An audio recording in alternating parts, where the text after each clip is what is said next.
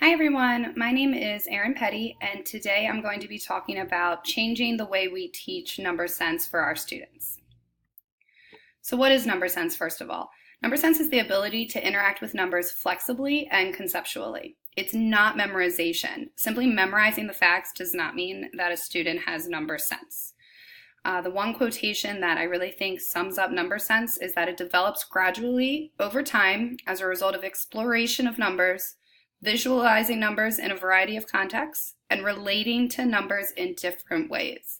So as you can see, it's much more than just recalling facts.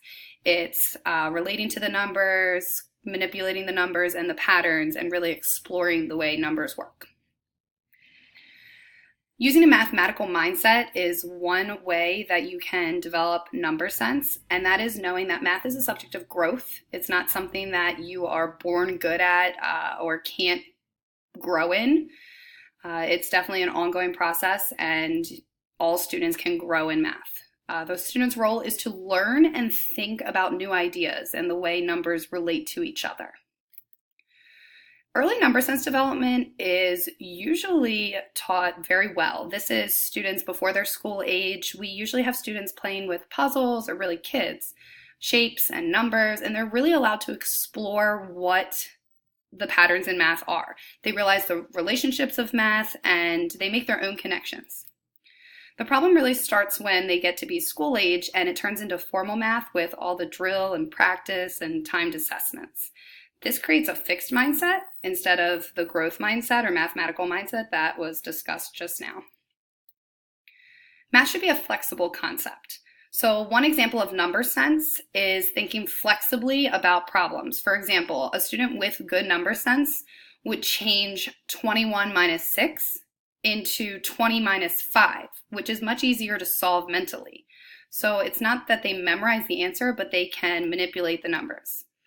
Having discussions to explain this reasoning of changing problems to make them easier, and having students really just explain the way that they got an answer or their thinking can create deep understanding and lead to good number sense.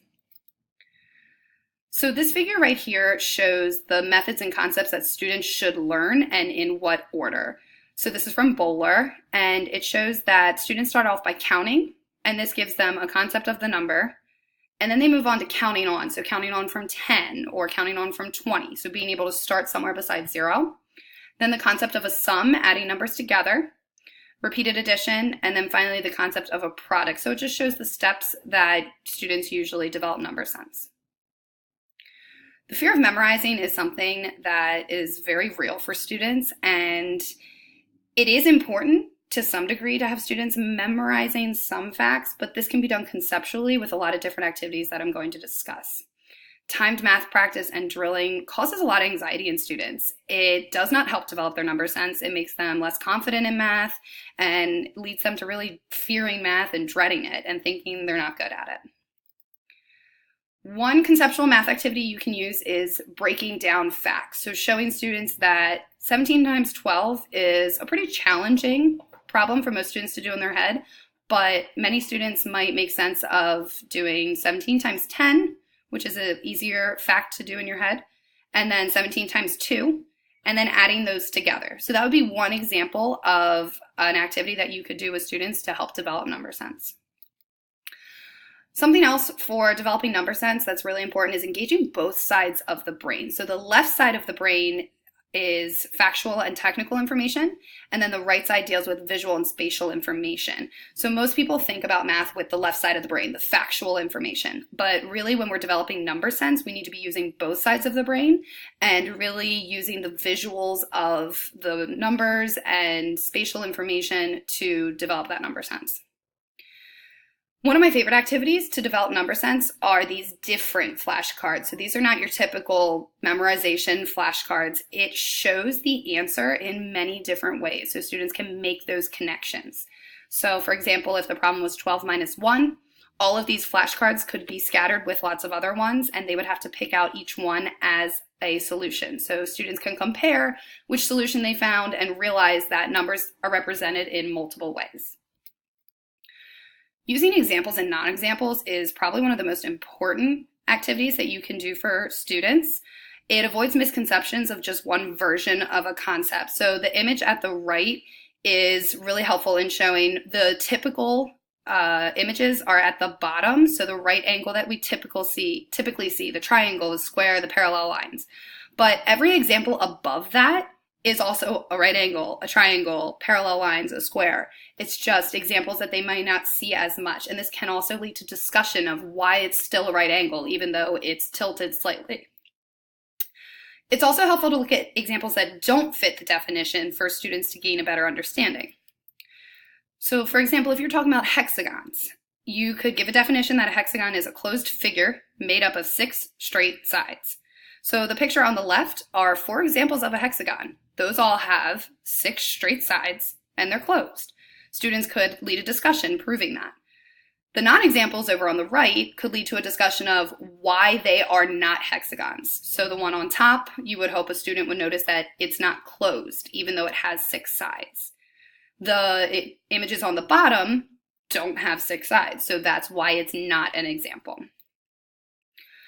A fun activity to develop number sense, especially with smaller children or young students, is the flash with small objects. So you tell students that I started with 5, and you open your hand and you say, how many are hiding? So they have to know that if we started with 5, they're seeing 3, how many are left to make up that 5? Another really important thing for number sense is using meaningful language and using word problems to allow students to come up with equations on their own. So if you were to just give them a word problem, as in 2 bunnies sat on the grass, 3 more bunnies hopped there, how many bunnies are on the grass now? You're not giving them simply 2 plus 3. They're coming to that realization on their own that you have to add them together to figure out how many are there now. And the images do really help for the younger students. So the last bullet on this slide for helping students develop number sense with efficient strategies is one of the most important in my opinion. Avoiding the temptation to simply tell the students a strategy and then have them practice it. It is very helpful if students are presented with a problem that they need to solve, such as fence covers this much land. What is each side of the fence? So instead of telling them that perimeter is 2 times the length and the width, they come to this realization on their own by solving the problem. So really avoiding that temptation to just give out formulas and have students practice leads to better number sense. There are some do's and don'ts for when you teach the basic facts. The self-monitoring is a big one. Ask the children, does that answer make sense? What are you thinking? The self-improvement is huge so that students see math as a learning experience and a growth process. Drilling in short time segments. It doesn't need to be a long time for them to be practicing their facts. Using technology is huge. It engages children, it motivates them. On the don't side, definitely don't use the lengthy time tests. Again, this creates that anxiety and lack of confidence. Work on all the facts at once. You don't need to separate them out. And using fact mastery as a prerequisite for calculator use. So before letting the students use a calculator on some of the problems, making sure they have a pretty good number sense. One of the last things I'm going to be talking about is homework in regards to developing math sense.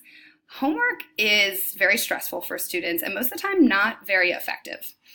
If at all possible, you need to avoid time-consuming homework. It should be meaningful and not very stressful for the students.